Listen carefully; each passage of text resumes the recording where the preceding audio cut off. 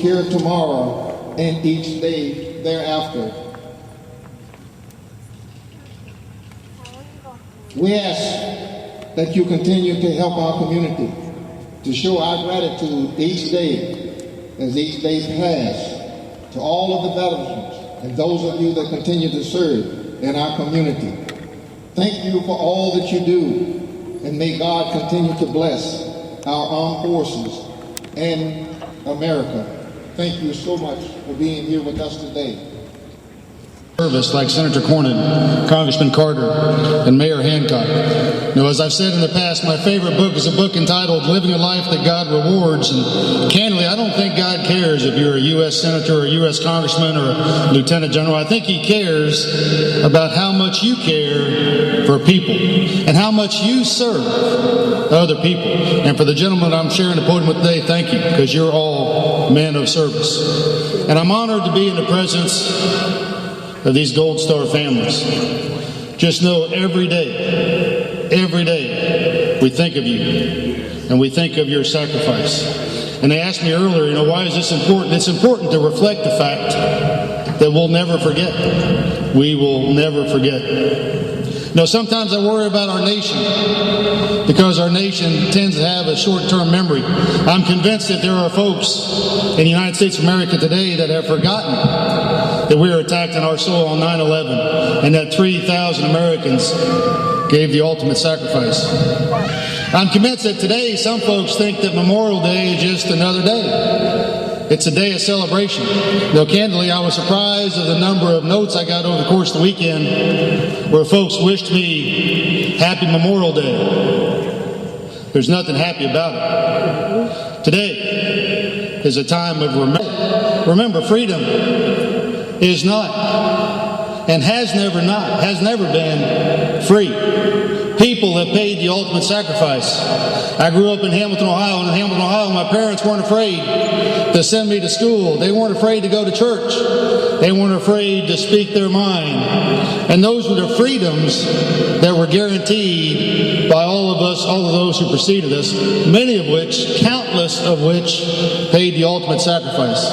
And today is a day of remembrance, to think about those magnificent human beings who put others before themselves, who ensured that our freedoms will continue. And today we're honored and humbled to serve our nation and to lead the American soldiers. Every Wednesday at 3 o'clock, I greet all the newcomers to Fort Hood, and there's always about 400 folks in the audience. I asked them to stand up if they'd joined the Army post 9/11, and 80% of them stand up. They knew what they were getting into. They knew the trials and tribulations of what we're doing as a nation today and as a national armed forces today, but they joined. They joined because freedom isn't free. They joined to ensure that our children and their children enjoy the same freedoms that we enjoy today, and we're humbled to be in their presence.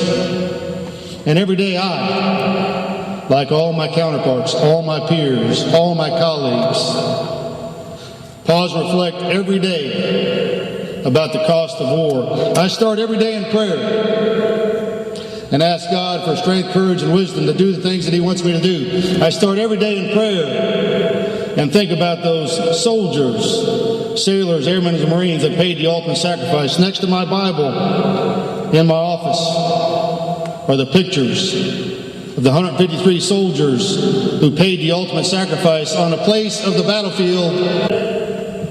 I asked myself the question, was it worth it? And from the perspective of the family, I'm convinced the answer is no. But from the perspective of our nation, the answer is yes. We are indeed fighting a global war on terrorism. There are bad people who hate our freedoms and want to take it away from us, and we won't allow that to happen. And I'm a fan of country music. Actually, both kinds of music, country and Western music.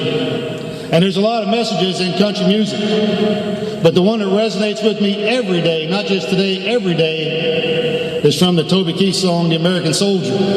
And it says, I don't want to die for you, but if dying is asked of me, I bear that cross with honor, because freedom don't come free. I'm an American soldier. God bless you all. Ladies and gentlemen, Senator John Cornyn has served Texans in all three branches of government. He was first elected a district judge in 1985, served for 6 years on the Texas Supreme Court. Justice Cornyn fought corruption in our courts, worked to restore confidence in our judiciary. That we appreciate your words and your service to our country. Some of these heroes were members of the earliest generation of Americans, those who endured the snows of Valley Forge and who died to secure our independence. Some of those heroes were members of the greatest generation, people like my dad, and those who stormed the beaches of Normandy in the South Pacific and who died to liberate millions from the darkness, who answered the call to military service in a new century, and who died to defend our homeland from terror and to bring freedom to a part of the world that has known far too little of it, and to express our profound gratitude for it. Here today we're going to also do something different, and that is to honor the children of our fallen heroes in a special way.